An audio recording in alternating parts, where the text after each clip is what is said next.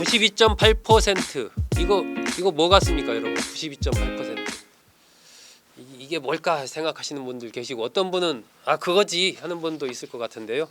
개혁신당이 이준석 의원을 대선 후보로 어제 선출을 했습니다. 이 92.8%라는 것은 개혁신당에서 후보 선출 그 접수를 이제 받았는데, 그 기간 동안에 접수한 후보가 이준석 의원 한 명이어서 찬반 투표로 이렇게 이제 진행을 했습니다. 찬성한 투표율이 92.8%입니다. 탄핵 심판 결과가 아까 쭉 말씀드린 대로 탄핵 심판 선고가 이루어지지 않았죠. 이루어지지 않은 상태에서 조기 대선, 그러니까 윤 대통령의 탄핵이 인용될 것을 전제로 하고 후보를 선출하는 게 이게 너무 좀 섣부른 거 아니냐?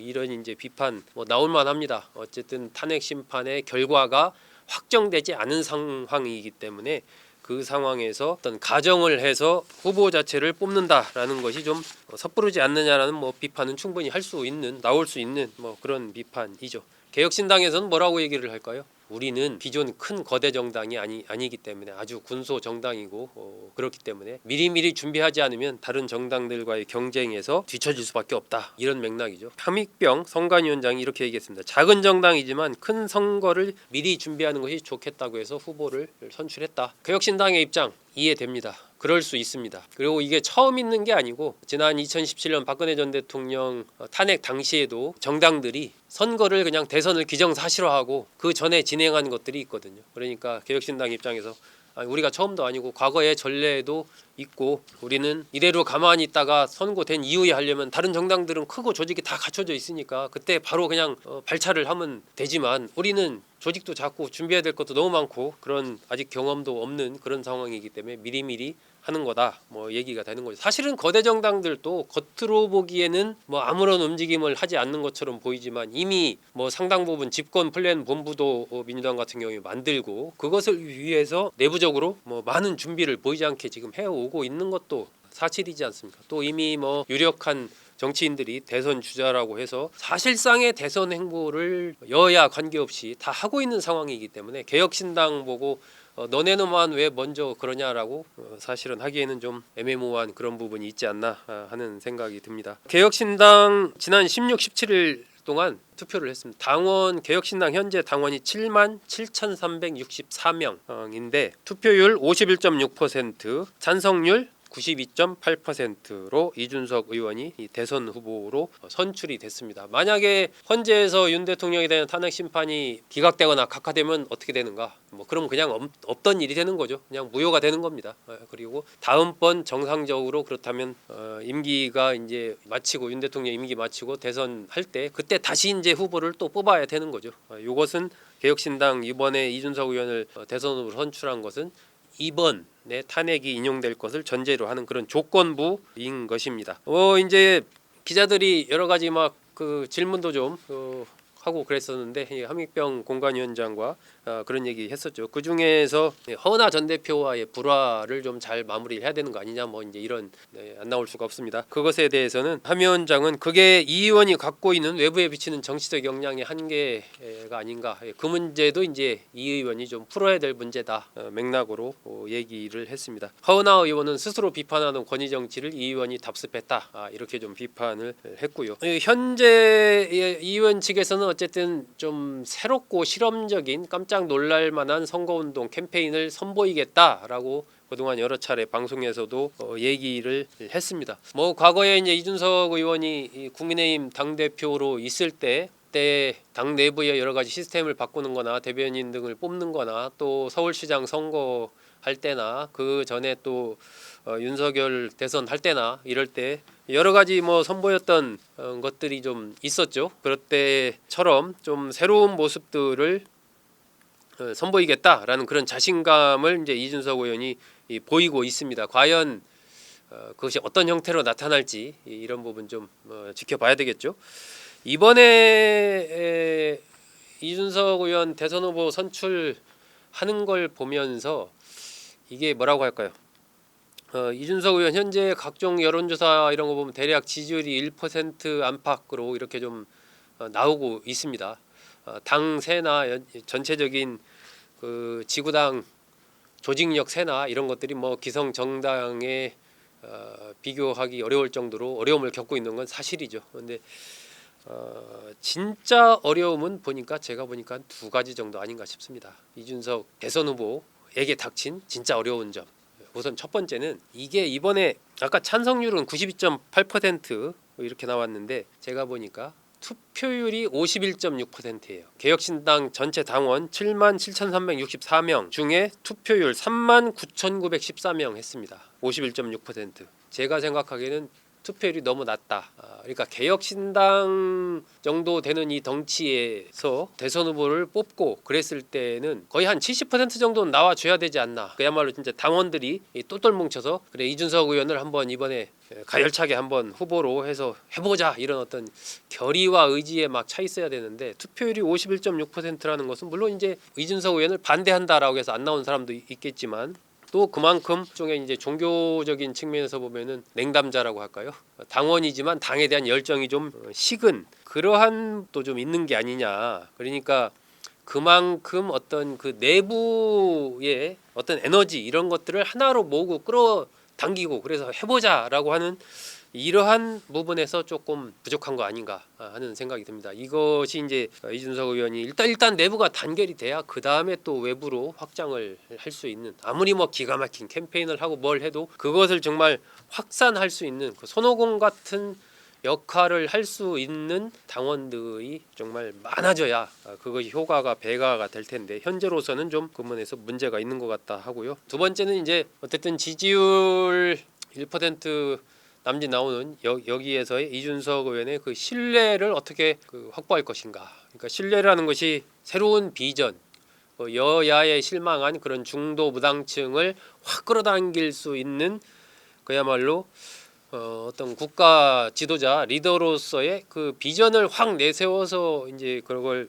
신뢰를 확보하는 방법도 있을 것이고 그 행태 어떤 어투와 그 사람을 어떻게 대하느냐 이런 것이 또 주는 신뢰가 있지 않습니까? 이준석 의원의 경우는 이 두 번째 부분이 사실 그동안에도 계속 문제가 제기를 했었고 비판을 받았던 게 이 두 번째 지점이죠. 그래서 그것의 어떤 변화를 통해서 그래 이준석 뭐 옛날에는 참 좀 싸가지 없고 그랬었는데 요새 보니까 좀 달라진 것 같더라.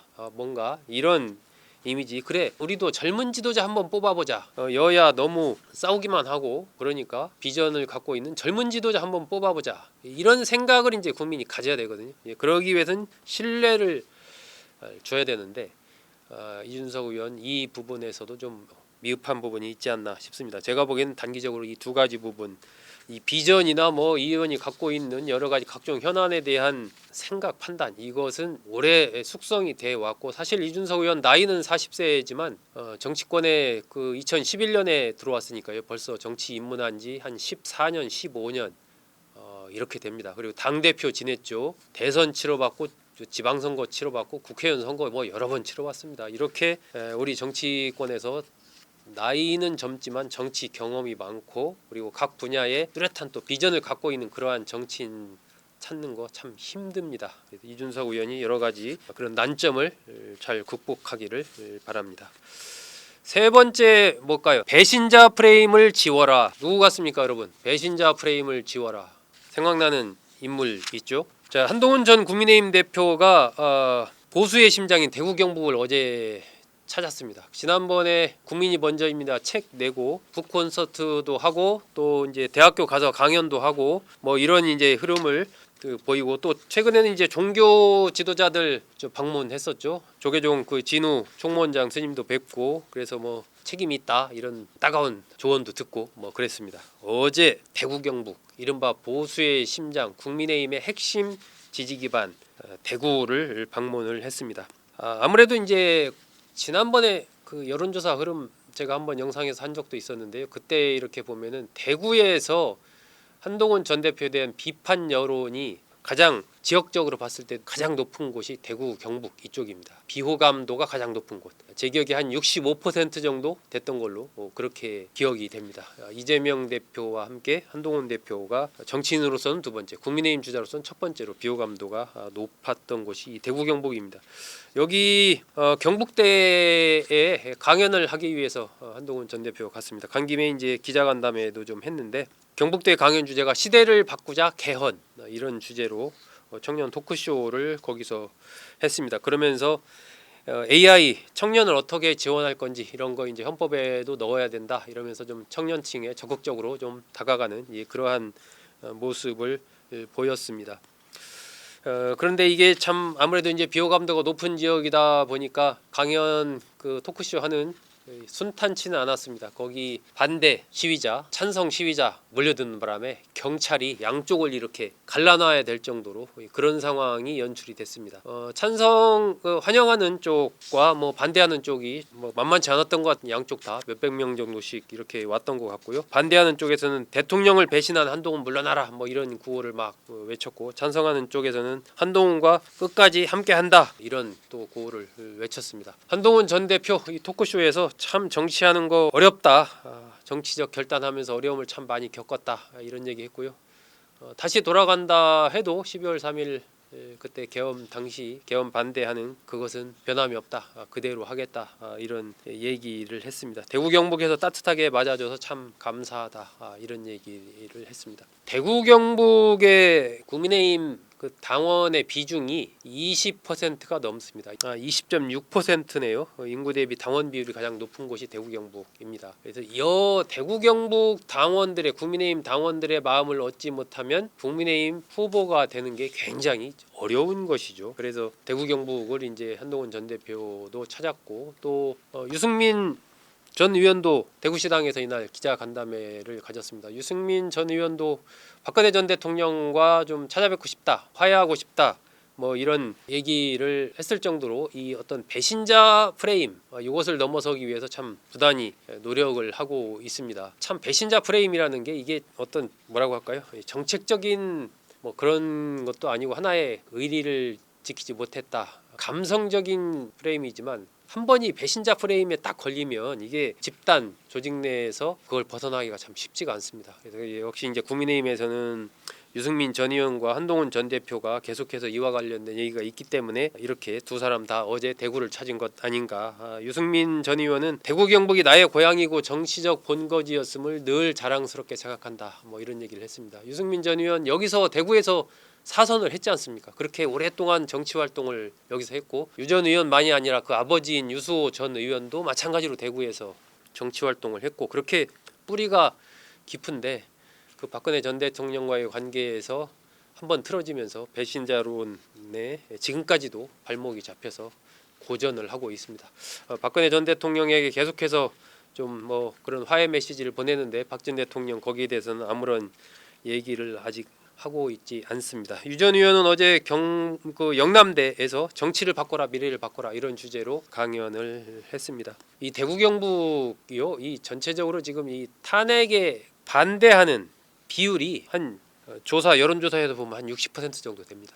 그러니까 굉장히 높은 겁니다. 다 일반적인 것과는 약간 바뀌어 있습니다. 그러니까 반대가 60%, 탄핵의 찬성이 한 30% 정도 되는데, 전체적으로 본다면 보통 탄핵에 찬성하는 게 한 50대 후반, 그리고 탄핵에 반대하는 게 한 30%대 후반 이렇기 때문에 이제 대구 경북은 그게 약간 바뀐 이런 상황이어서 그만큼 이제 이 국민의힘 세가 강한 곳이다 이렇게 볼 수 있는 거죠. 거기를 구애하기 위해서 한동훈 전 대표와 유승민 전 의원 어제 대구 경북을 방문해서 배신자 아니다 라는 얘기를 대구 경북 유권자들한테 적극적으로 좀 호소를 했는데, 이게 얼마나 효과가 있을지 지켜봐야 되겠습니다. 한두 번 한다고 해서 되지 않겠죠. 그리고 이제 어쨌든 탄핵 그 선고 이후에 조기 대선이 실시된다면 그 어떤 가능성, 대선 후보로서의 가능성, 그리고 상대 후보를 이길 수 있다라는 확신, 이런 것들을 얼마나 심어줄 수 있느냐 이런 것에 따라서 두 사람에 대한 평가도 또 달라질 수 있지 않을까